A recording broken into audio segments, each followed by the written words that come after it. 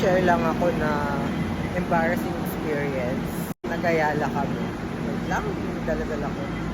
So yung sa machine dito sa yung sa may tikitan, yung ganitong machine. Is yung, di ba yung sa pinakagilid na machine, pang beep card lang yun. Medyo nahiya ako. So yun na nga. Yung sa machine, di ba yung pinakagilid talaga ng pinaglalagyan ng card? Ano talaga yun? Pang beep card lang. So nung nag-Ayala kami, yung may ali na hindi siya sa kabila. So doon siya pumunta sa akin sa may beep card. Yung ticket niya, pang single ticket. Sarado pa pala yung mall. Mall guys, so mag-iiba ko ng daan. So sana tayo. So ang kanikwento ko, so doon siya pumunta sa may beep card. So confident pa ako na sinabi ko kay nanay, sabi ko, doon po sa kabila yung single ticket. Sabi ko kasi i-shoot yun sa machine.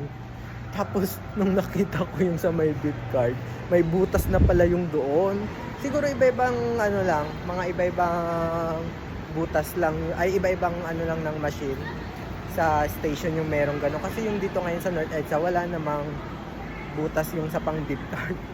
Nakakahiya lang, sabi ko, confident ako, tapos tinuruan pa siya ng mga tao doon, sabi pwede yan, ganun. Tapos na-realize ko, my God, nakakahiya.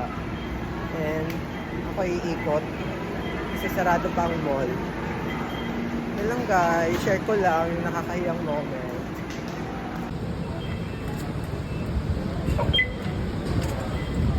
Na siyang pang may butas na siya, pwede na siya yung mga single ticket.